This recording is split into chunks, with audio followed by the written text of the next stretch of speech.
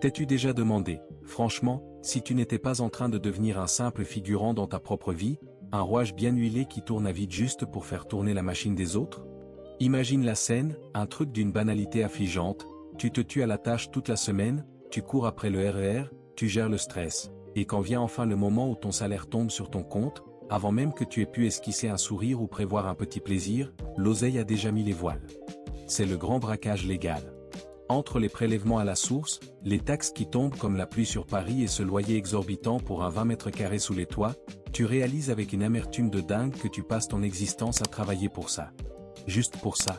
Pour alimenter un système qui te demande d'être une personne sérieuse, rangée, exemplaire, alors qu'au final, tu n'es qu'un intermédiaire financier entre ton patron et ton proprio. Pourquoi les gens les plus sérieux, ceux qui font tout bien dans les règles de l'art, finissent-ils par bosser uniquement pour payer des impôts et un loyer?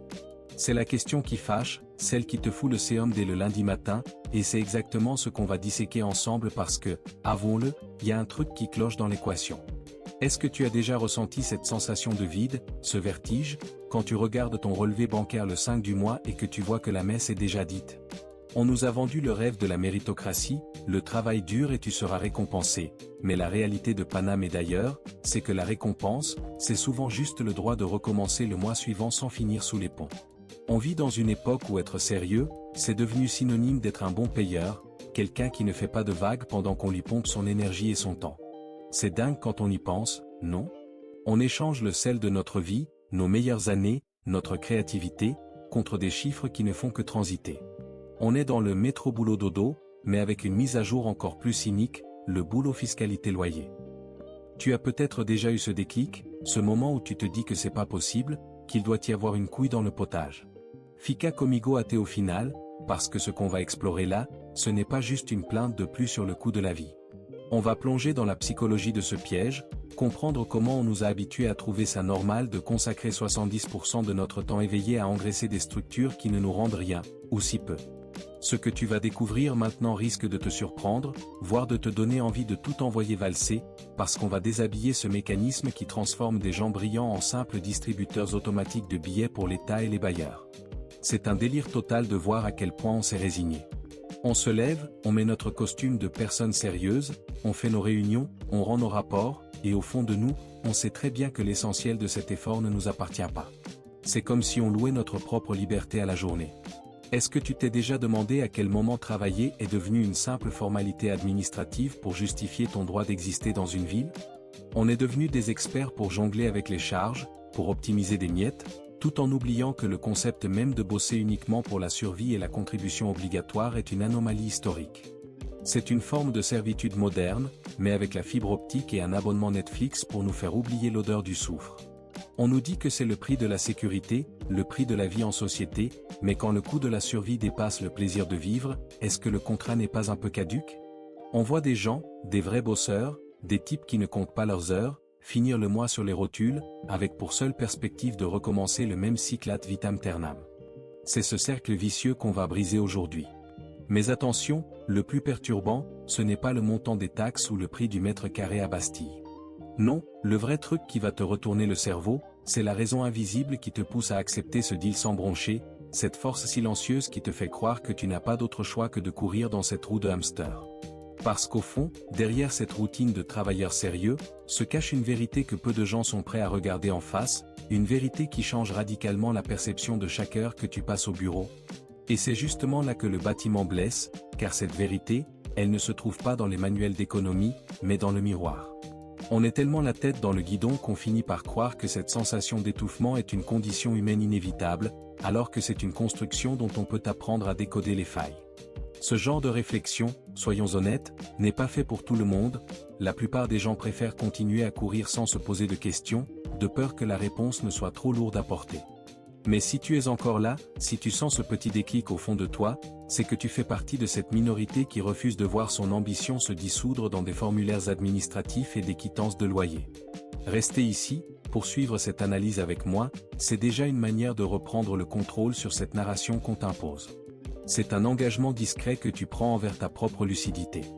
D'ailleurs, si tu sens que ce qu'on partage ici fait écho à tes propres doutes, un geste simple comme laisser un pouce levé ou t'abonner pour ne pas perdre le fil de cette discussion, c'est bien plus qu'une statistique pour l'algorithme. C'est une façon d'affirmer que ce genre de contenu a sa place, que nous sommes nombreux à vouloir décrypter les règles du jeu plutôt que de simplement les subir. C'est ce soutien mutuel qui permet de continuer à creuser ces sujets sans slogan creux ni fausses promesses, en restant entre personnes qui ont décidé d'ouvrir les yeux sur l'envers du décor.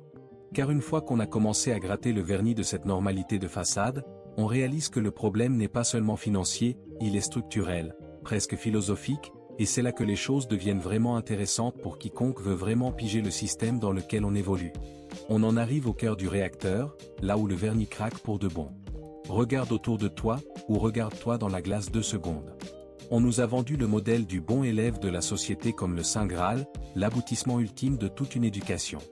C'est le profil type du Parisien ou du gars de province qui a réussi selon les codes, le fameux CDI qui rassure les banquiers, l'appart sympa dans un quartier qui bouge, le petit café en terrasse le samedi matin. Tout semble carré, tout est prévisible. C'est la vie exemplaire, celle qui coche toutes les cases de la checklist parentale. Mais si on gratte un peu sous la surface de ce quotidien bien lissé, on découvre une vérité occulta qui fait froid dans le dos. Ce n'est pas une vie de choix, c'est une vie de gestion de flux. Tu n'es plus un aventurier de ta propre existence, tu es devenu le gestionnaire de ta propre survie administrative. Le paradoxe est d'une violence inouïe, tout est stable, mais rien n'est libre. Tu as cette sécurité apparente, ce contrat de travail qui te lie à une boîte, mais cette stabilité, c'est ta prison dorée. C'est ce qui te permet de justifier un loyer qui bouffe la moitié de ton salaire net et des impôts qui sont calculés avec une précision chirurgicale pour te laisser juste de quoi ne pas sombrer, mais jamais assez pour t'échapper. On vit dans une sorte de zone grise, un entre-deux permanent où l'on ne manque pas forcément d'argent au sens strict du terme, on n'est pas à la rue, on mange à notre faim mais on manque cruellement de marge. Et c'est là que le bâtiment blesse. La marge, c'est l'espace où naissent les décisions, où la transformation est possible, où l'on peut dire non sans risquer de voir tout l'édifice s'écrouler comme un château de cartes à la première tuile. Quand tu es dans cette roue, chaque mois est une performance d'équilibriste. Tu gères ton budget comme un ministre des Finances en période de crise, sauf que la crise, c'est ton quotidien normal.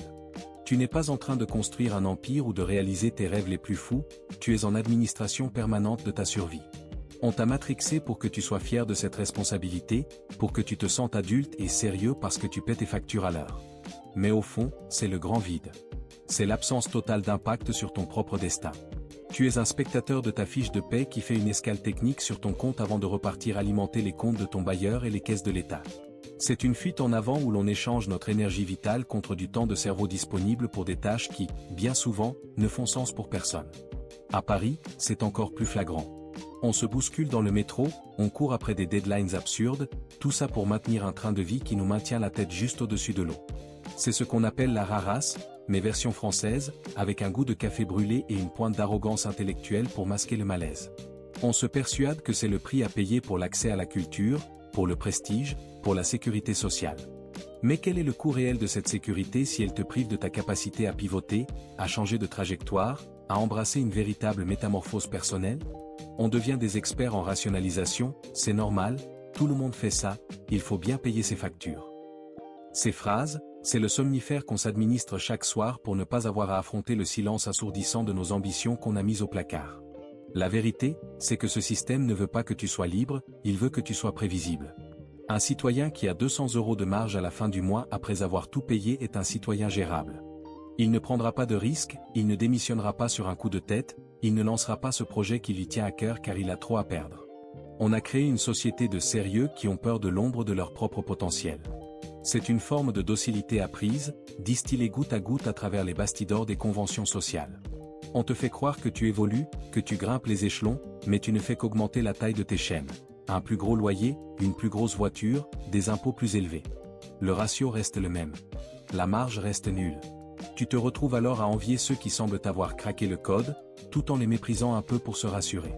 Tu te dis qu'ils ont eu de la chance, ou qu'ils sont malhonnêtes. Mais souvent, la seule différence, c'est qu'ils ont refusé cette étiquette de personne sérieuse telle que la société l'entend. Ils ont compris que le sérieux, le vrai, c'est envers soi-même qu'on le doit, pas envers un système de prélèvements automatiques. C'est une prise de conscience brutale, une de ces révélations qui changent la donne. Tu ne travailles pas pour vivre, tu travailles pour maintenir ton droit de travailler. C'est une boucle récursive, un bug dans la matrice de ta vie. On nous parle souvent de changement de mentalité, mais comment changer de mentalité quand chaque décision est dictée par la peur du découvert bancaire ? C'est là que le piège se referme. On est tellement occupé à boucher les trous qu'on n'a plus le temps de construire un nouveau bateau. c'est le triomphe de l'urgent sur l'important. L'urgent, c'est le loyer du premier. L'important, c'est ce que tu fais de tes journées, de ton talent, de ta présence ici-bas. Cette absence de marge, c'est le cancer de la créativité et de la liberté individuelle. Sans marge, il n'y a pas de mouvement possible.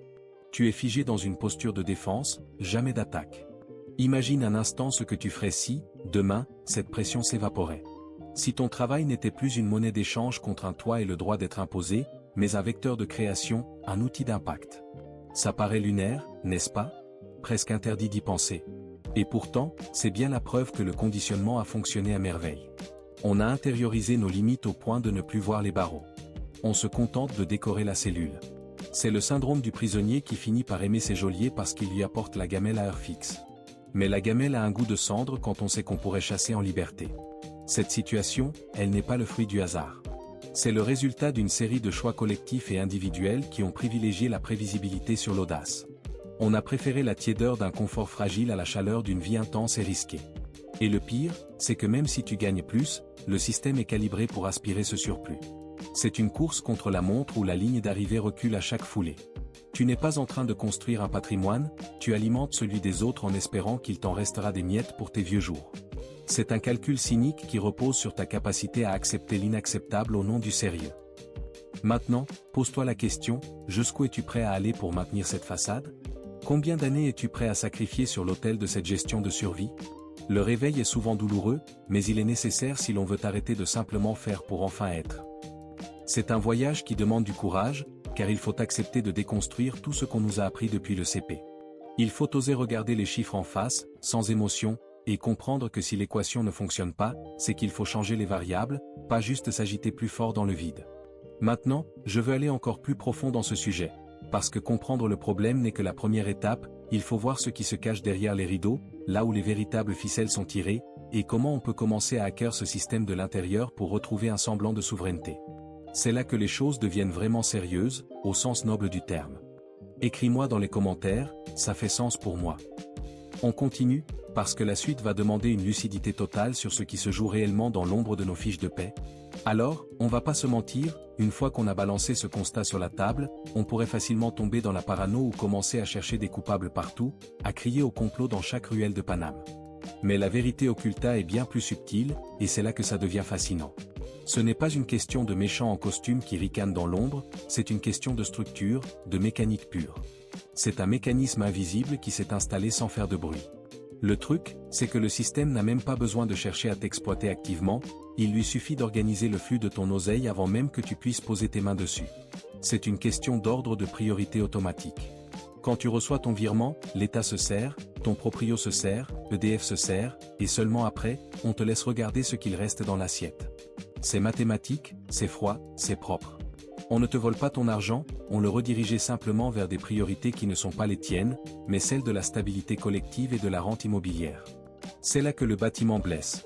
Le problème n'est pas tant le montant de ton loyer ou le pourcentage de tes impôts, c'est l'ordre dans lequel les décisions sont prises. On t'a appris à être une personne sérieuse, ce qui, dans le jargon moderne, signifie celui qui paie ses dettes en premier. Mais en faisant ça, tu te places systématiquement en dernier sur la liste de tes propres bénéficiaires. Tu deviens le dernier maillon d'une chaîne où tout le monde se sert avant toi. Et c'est cette hiérarchie-là qui flingue toute possibilité de transformation réelle. Celui qui paie tout le monde d'abord et espère construire quelque chose avec les miettes ne construit jamais rien de solide. Il reste dans l'entretien, dans la réparation, dans la gestion de l'existant. Il n'a jamais l'impact qu'il mérite parce qu'il n'a jamais les munitions pour tirer le premier coup. C'est un peu comme si tu essayais de remplir un seau percé. Peu importe l'intensité avec laquelle tu pompes de l'eau, c'est-à-dire l'énergie que tu mets dans ton taf, le niveau ne montera jamais si les trous sont placés plus bas que ton ambition. Et ces trous, ce sont ces prélèvements automatiques qui sont devenus ta normalité. On ne se rend même plus compte que notre marge de manœuvre est aspirée par une organisation du flux qui nous dépasse. C'est un bastidor géant où chaque pièce est conçue pour que l'argent circule, certes, mais surtout pour qu'il ne s'arrête pas trop longtemps entre tes mains.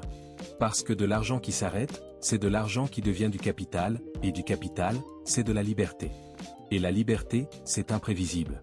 Pourtant, on continue de foncer, persuadé qu'avec une promotion ou une petite augmentation, on va enfin voir la lumière. Mais c'est une illusion d'optique. Sans un changement radical de mentalité, l'augmentation ne fera qu'agrandir les tuyaux de sortie. C'est ça, la révélation, on ne manque pas de ressources, on manque d'architecture financière personnelle. On subit une architecture imposée qui privilégie la consommation de services et la sécurité de l'État sur notre propre capacité à créer de la valeur durable. On est dans l'économie du flux alors qu'on devrait être dans l'économie du stock. C'est cette nuance qui fait toute la différence entre celui qui subit sa vie et celui qui commence à en dessiner les contours. C'est pesant, je sais.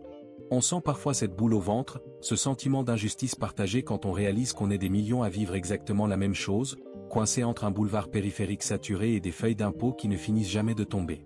C'est pour ça que c'est vital de mettre des mots sur ce ressenti, de ne pas laisser cette frustration s'accumuler en silence jusqu'à ce qu'elle devienne de l'aigreur. À quel moment as-tu eu l'impression, toi, que ton travail servait surtout à couvrir des charges fixes plutôt qu'à construire ton propre chemin? Est-ce que c'était devant ton écran à 20 heures, ou en recevant une notification de ta banque? Mettre ce moment en mots, le partager ici, ça aide à comprendre que ce sentiment n'est ni isolé, ni irrationnel. C'est une prise de conscience collective. Si ce sujet résonne en toi, si tu sens que cette analyse apporte enfin un peu de clarté sur ce brouillard quotidien, n'hésite pas à laisser un petit commentaire pour raconter ton déclic.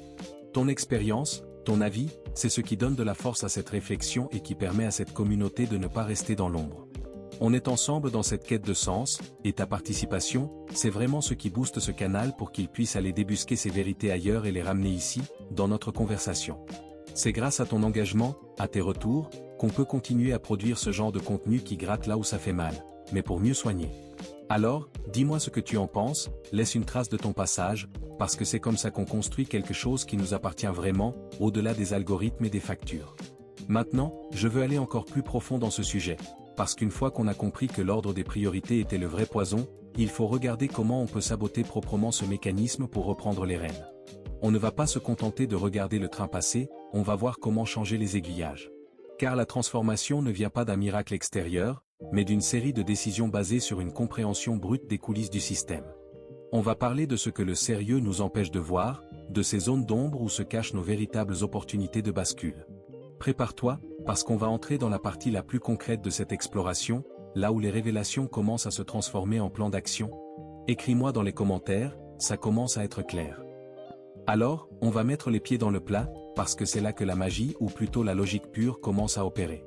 Tu as sûrement déjà remarqué ce phénomène bizarre, un truc qui te fout un peu le séum quand tu y penses. Il y a des gens, peut-être dans ton entourage ou dans ton open space, qui touchent à peu près le même salaire que toi, qui vivent dans la même ville, mais dont la vie semble avoir une toute autre gueule. Ils n'ont pas forcément hérité d'une tante lointaine en Suisse et n'ont pas gagné au loto, pourtant, ils ne dégagent pas cette même odeur de stress de fin de mois. On dirait qu'ils ont de l'air, qu'ils respirent. Et toi, tu te demandes, c'est quoi le délire? On fait le même taf, on a le même âge, alors pourquoi je rame pendant qu'ils ont l'air de surfer? La vérité occulta, ce n'est pas qu'ils sont plus intelligents ou qu'ils ont un secret de polichinelle, c'est qu'ils ont opéré une transformation radicale dans leur structure interne. Ils n'ont pas changé de métier, ils ont changé l'ordre des facteurs. Imagine un instant que ta vie financière soit une recette de cuisine. Si tu mets le sel après la cuisson, ça passe, mais si tu le mets à la place du sucre dans ton gâteau, tu foires tout. C'est exactement ce qui se passe avec ton oseille. La plupart des gens, les sérieux comme on disait tout à l'heure, reçoivent leur paye et se disent « Bon, voyons ce que je dois aux autres ». Ils paient le proprio, l'État, les abonnements, les courses, et s'il reste une pièce de 2 balles à la fin, ils se disent qu'ils vont peut-être enfin penser à eux. Mais c'est une erreur de débutant, un bug de mentalité. Ceux qui s'en sortent, ceux qui cassent la roue, ils font exactement l'inverse. Ils ne sont pas dans la réaction, ils sont dans l'anticipation. Ils créent leur propre marge avant même que le système ne vienne frapper à leur porte. Ce n'est pas une question de chiffres sur un écran, c'est une question de posture mentale. C'est décider que ta priorité numéro 1, ton impact futur, ta liberté de demain, passe avant le confort immédiat de ton bailleur. C'est là que le contraste devient frappant. D'un côté, tu as celui qui gère sa survie, et de l'autre, celui qui construit son infrastructure. Quand tu changes l'ordre, quand tu décides de te payer en premier, et je ne parle pas d'aller claquer du blé aux Galeries Lafayette, mais de sanctuariser une part de ton énergie vitale, tu changes la vibration de ton quotidien. Tu n'es plus en train d'éponger des dettes, tu es en train de bâtir un rempart. Cette marge que tu crées artificiellement, au début, elle paraît insignifiante, presque ridicule face à l'immensité de ton loyer parisien. Mais psychologiquement, c'est une révolution. Tu n'es plus une victime passive du flux, tu deviens l'architecte de ta propre réserve. Tu commences à voir des opportunités là où tu ne voyais que des contraintes. Ton cerveau, au lieu de chercher comment économiser 3 € sur le café, commence à chercher comment optimiser cette marge pour qu'elle devienne un levier de transformation. C'est une bascule de comportement qui demande un cran dingue, parce que ça veut dire non à certaines conventions sociales. Ça veut dire accepter d'être celui qui ne suit pas le troupeau du tout de suite. Mais le résultat est sans appel. Au bout de quelques mois, celui qui a changé l'ordre des priorités possède quelque chose que l'autre n'aura jamais, peu importe son salaire, il possède du choix. Il possède ce petit espace de liberté, cette zone de manœuvre qui lui permet de ne plus avoir peur du lendemain. C'est une guérison structurelle. On ne soigne pas un manque d'argent par plus d'argent, ça, c'est l'illusion que le système te vend pour que tu travailles plus, on soigne le manque d'argent par une meilleure structure de tes décisions. C'est comme réparer le moteur d'une bagnole au lieu de simplement remettre de l'essence dans un réservoir percé. Quand tu commences à fonctionner comme ça, les bastidors de ta vie changent de décor. Tu n'as plus besoin de te justifier d'être sérieux auprès des impôts, parce que tu sais que ta fondation est ailleurs. Tu n'es plus en train de quémander un peu de répit, tu es en train de commander ta trajectoire. C'est une sensation de puissance tranquille qui s'installe, loin du brouhaha de la rarasse. Tu réalises que le système n'est pas ton ennemi, c'est juste une règle du jeu que tu as appris à contourner intelligemment en changeant simplement ta place dans la file d'attente. C'est une question d'honneur envers soi-même, de se dire que notre temps passé au charbon mérite mieux que de finir intégralement dans les poches d'un fonds de pension immobilier. Cette nouvelle mentalité, elle débloque des niveaux de réflexion dont tu n'avais même pas idée. Tout d'un coup, tu ne regardes plus ton travail comme une corvée nécessaire pour payer tes factures, mais comme un moteur qui alimente ton propre projet de vie. L'impact de tes efforts devient visible, palpable. Tu commences à faire des choix basés sur ta vision à long terme, pas sur l'urgence du 31 du mois. C'est le passage de l'esclavage administratif à la souveraineté personnelle. Et le plus beau dans tout ça, c'est que ça ne demande pas de diplôme en finance ou de contact au placé. Ça demande juste de la discipline, un peu de jugeote et surtout, l'envie viscérale d'arrêter de se faire balader par les événements. Le fossé entre ces deux mondes est abyssal. Il y a ceux qui subissent l'ordre établi et qui se plaignent du prix de la vie à Paris, et il y a ceux qui, discrètement, dans l'ombre, réorganisent leurs pions pour que chaque heure travaillée compte vraiment pour eux. Les révélations que tu as eues aujourd'hui ne servent à rien si elles ne se transforment pas en un changement de paradigme dans tes gestes les plus simples. C'est dans les petits détails, dans la manière dont tu accueilles ton prochain virement, que tout va se jouer. Est-ce que tu vas encore une fois laisser les autres se servir avant toi, ou est-ce que tu vas enfin réclamer ta part du gâteau avant qu'il n'en reste que des miettes? Le truc, c'est que cette organisation différente, elle ne se voit pas de l'extérieur au début. Tu as toujours le même appart, la même gueule, le même job. Mais à l'intérieur, le moteur ne fait plus le même bruit. Tu as remplacé l'inquiétude par la stratégie. Et c'est là que tu deviens vraiment dangereux pour le système, parce que tu n'es plus prévisible. Tu n'es plus celui qu'on peut tenir par les couilles avec une menace de saisie ou une augmentation de charge. Tu es celui qui a de la marge. Et la marge, mon pote, c'est le début de l'insurrection. C'est là que tu commences à vraiment vivre, au lieu de simplement figurer sur une liste de contribuables. C'est le moment où tu réalises que le sérieux qu'on t'a vendu n'était qu'un voile pour cacher ta propre capacité de création. Maintenant je veux aller encore plus profond dans ce sujet, parce qu'une fois qu'on a compris comment soigner la structure, il faut s'attaquer aux grands tabous, aux trucs que personne n'ose dire tout haut quand on parle de boulot et de fric en France. On va voir comment transformer cette marge en une véritable arme de construction massive, et pourquoi le système a horreur de voir des gens comme toi commencer à piger le truc. On va passer de la théorie à la pratique, et crois-moi, ce qui vient va bousculer tes dernières certitudes sur ce que signifie vraiment gagner sa vie. Parce que gagner sa vie, ce n'est pas recevoir un salaire, c'est s'assurer que sa vie ne nous appartient plus par morceaux, mais en totalité. Écris-moi dans les commentaires, je change l'ordre dès maintenant. On continue, parce que la prochaine étape, c'est là qu'on va vraiment voir comment on passe de la survie à la domination de son propre destin. On touche enfin au cœur du réacteur, le point de bascule où tout s'éclaire et où le séum se transforme en une rage lucide de changer les choses. Parce qu'au fond, si on regarde la réalité droit dans les yeux, sans les lunettes roses de la propagande du métro boulot dodo, on arrive à une conclusion brutale mais nécessaire. La vérité occulta, celle que les bastidors du système essaient de masquer sous des couches de politesse administrative et de prestige social, c'est que les personnes sérieuses ne sont pas pauvres au sens où on l'entendait au siècle dernier. Elles ne meurent pas de faim, elles ne sont pas en guenilles sur le pavé parisien.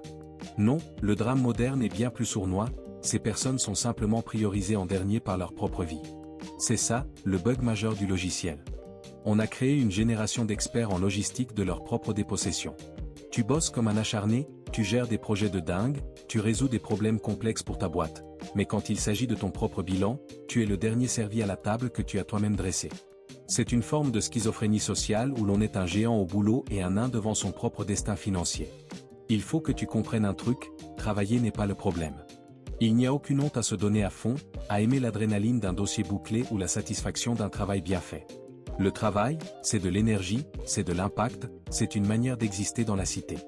Le vrai problème, la plaie béante qui vide ton existence de son sens, c'est de travailler sans jamais passer en premier.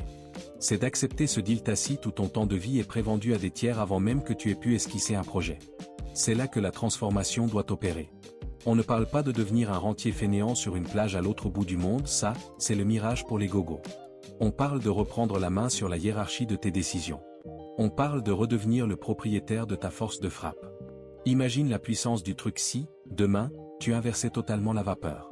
Si chaque heure supplémentaire, chaque goutte de sueur, chaque neurone sollicité servait d'abord à fortifier ta propre citadelle avant d'aller nourrir les bastions du fisc ou de ton bailleur. Ce n'est pas une question de chiffres, c'est une question de dignité. C'est arrêter de se comporter comme un locataire de sa propre existence pour en redevenir le plein propriétaire. À Paris, on est entouré de façades magnifiques, de monuments qui ont traversé les siècles, mais on oublie que nous aussi, on est censé construire quelque chose de pérenne. Si tu n'es qu'un canal où l'argent circule sans jamais s'arrêter, tu ne construis rien, tu ne fais qu'entretenir le décor des autres. Tu es le figurant de luxe d'une pièce de théâtre où tu pourrais être le metteur en scène. Cette prise de conscience, c'est comme sortir d'une hypnose collective. On te regarde bizarrement quand tu commences à dire non au système de la dépense immédiate. On te traite de radin ou de parano, mais en réalité, tu es juste en train de redevenir souverain. Tu es en train de comprendre que la liberté n'est pas un concept abstrait écrit sur les frontons des mairies, mais un espace bien réel que tu crées entre ton revenu et tes charges. Plus cet espace est grand, plus tu es libre. Moins il l'est, plus tu es un rouage. C'est binaire, c'est cash, c'est la vie. Les révélations de ce genre ne plaisent pas à tout le monde parce qu'elles obligent à regarder l'absurdité de nos choix passés. Mais c'est le prix à payer pour ne pas finir aigri à 60 ans, en réalisant qu'on a payé 3 fois la valeur d'un appart qu'on ne possédera jamais, tout en ayant engraissé un système qui nous a essorés jusqu'à la dernière goutte. Le sérieux tel qu'on nous l'a enseigné, c'est une arnaque au sentiment de culpabilité. On te fait croire que tu es quelqu'un de bien parce que tu es un bon payeur. Mais être quelqu'un de bien, c'est d'abord être quelqu'un qui se respecte assez pour ne pas laisser son talent être pillé par défaut d'organisation. C'est là que les décisions deviennent cruciales. Chaque virement, chaque prélèvement doit être passé au scanner de ton ambition. Est-ce que ce flux me rapproche de ma transformation ou est-ce qu'il ne fait que prolonger mon inertie? C'est une mentalité de guerrier qu'il faut adopter, même derrière un bureau en open space avec une machine à café qui fait un bruit d'enfer. C'est une résistance intérieure contre la dilution de soi. Et le plus dingue, c'est que dès que tu commences à bouger un pion, tout l'échiquier tremble. Le système sent quand il perd l'emprise sur un individu. Quand tu arrêtes de consommer par réflexe et que tu commences à structurer ta marge, tu deviens une anomalie statistique. Tu deviens quelqu'un qui a le temps de réfléchir, de se former, d'anticiper les coups d'après. Tu sors de la survie pour entrer dans la stratégie. C'est là que l'impact commence à se faire sentir. Tes décisions ne sont plus dictées par la peur de manquer, mais par la volonté de bâtir. C'est une bascule qui change tout, du ton de ta voix à la manière dont tu regardes ton patron ou ton banquier. Tu n'es plus en demande, tu es en position. On nous a matrixé à croire que la sécurité, c'était d'avoir le moins de vagues possible sur notre compte en banque. Mais la vraie sécurité, c'est d'avoir la capacité de dire merde à une situation qui ne nous convient plus parce qu'on a construit les fondations nécessaires dans l'ombre. C'est ça, la vraie réussite des personnes sérieuses qui ont pigé le truc. Elles ne cherchent pas à briller dans les dîners en ville, elles cherchent à être intouchables dans leur structure personnelle. Elles savent que le temps est la seule monnaie qui ne se récupère jamais, et elles refusent de la gaspiller pour payer les intérêts d'une vie qu'elles n'ont pas vraiment choisie. C'est un chemin de longue haleine, je ne vais pas te raconter de salade. Il y aura des moments où la tentation de retomber dans la facilité du bon payeur sera forte. Mais dès que tu auras goûté à cette sensation de marge, à ce petit matelas de liberté qui te permet de respirer quand les autres s'asphyxient, tu ne pourras plus jamais revenir en arrière. C'est une drogue dure, la souveraineté. Et c'est exactement ce que je veux pour toi. Je veux que tu sortes de cette administration permanente de ta propre finitude pour entrer dans la création active de ton avenir. On a trop longtemps laissé les autres définir ce qu'est une vie réussie. Il est temps de reprendre les crayons et de redessiner le plan, quitte à ce que ça ne plaise pas aux gardiens du temple. Parce qu'au final, la seule vérité qui compte, c'est celle que tu vis quand les lumières s'éteignent et que tu es seul face à tes ambitions. Est-ce que tu es fier d'avoir été un bon gestionnaire des intérêts d'autrui, ou est-ce que tu es fier d'avoir été le bâtisseur de ta propre vie? La réponse est dans tes mains, dans chaque décision, dans chaque euro que tu décides de garder pour toi avant de le donner au reste du monde. C'est un combat quotidien, mais c'est le seul qui vaille vraiment la peine d'être mené dans cette jungle urbaine. On ne va plus se laisser faire par les automatismes, on va devenir les hackers de notre propre réalité. Maintenant je veux aller encore plus profond dans ce sujet, parce qu'on a effleuré la structure, on a compris la mécanique, mais il reste une zone d'ombre qu'on n'a pas encore osé éclairer. Il y a un levier psychologique encore plus puissant que la simple gestion du cash, un truc qui touche à notre identité profonde et à la manière dont on perçoit le risque et la récompense dans cette société française si particulière. On va aller voir ce qui se passe quand on décide de franchir le Rubicon, quand on passe de la théorie à la pratique brutale. On va parler de ce moment où l'on décide de ne plus être une personne sérieuse selon leurs critères, pour devenir une personne libre selon les nôtres. Et crois-moi, c'est là que le véritable voyage commence, là où les masques tombent et où la vraie vie reprend ses droits sur la fiscalité. Écris-moi dans les commentaires, je reprends la main sur ma structure. C'est le moment de voir comment on transforme l'essai, comment on passe du constat à l'action chirurgicale, parce que comprendre c'est bien, mais agir c'est ce qui paye les factures de ta liberté. On arrive au bout de cette première étape de déconstruction, mais au fond, c'est ici que tout commence vraiment pour toi. On a soulevé le tapis, on a regardé la poussière et on a surtout compris que le système ne changera pas pour nous, c'est à nous de changer notre manière de danser avec lui. Si cette discussion a fait bouger quelque chose à l'intérieur, si tu sens que ce qu'on vient de partager t'apporte une clarté nouvelle sur ce quotidien parfois pesant, alors n'hésite pas à laisser un petit pouce sur la vidéo. C'est un geste simple, mais c'est notre manière à nous de dire à l'algorithme que ce genre de réflexion de fond a plus de valeur que le bruit ambiant. C'est ce qui permet à cette communauté de rester soudée et de continuer à creuser là où les autres s'arrêtent. D'ailleurs, si tu fais partie de ceux qui sont restés attentifs jusqu'à cette seconde précise, ça prouve que tu as déjà la discipline nécessaire pour sortir de la boucle. Écris-moi juste, je suis là jusqu'au bout, dans les commentaires. Ça me permet de savoir avec qui je discute vraiment et de voir qui est prêt pour la suite de l'aventure. T'abonner au canal, c'est un peu comme signer ton propre manifeste de souveraineté. C'est s'assurer de ne rater aucune des prochaines clés qu'on va aller chercher ensemble dans les coulisses de ce monde. Mais ne t'arrête pas en si bon chemin. La transformation, c'est comme un muscle, ça s'entretient pendant que le fer est chaud. Il y a une vidéo juste ici, à côté, qui approfondit un aspect qu'on a juste effleuré aujourd'hui et qui va te permettre de solidifier encore plus ta nouvelle structure mentale. Clique dessus et on continue cette conversation de l'autre côté. On a encore pas mal de barrières à faire sauter ensemble. À tout de suite.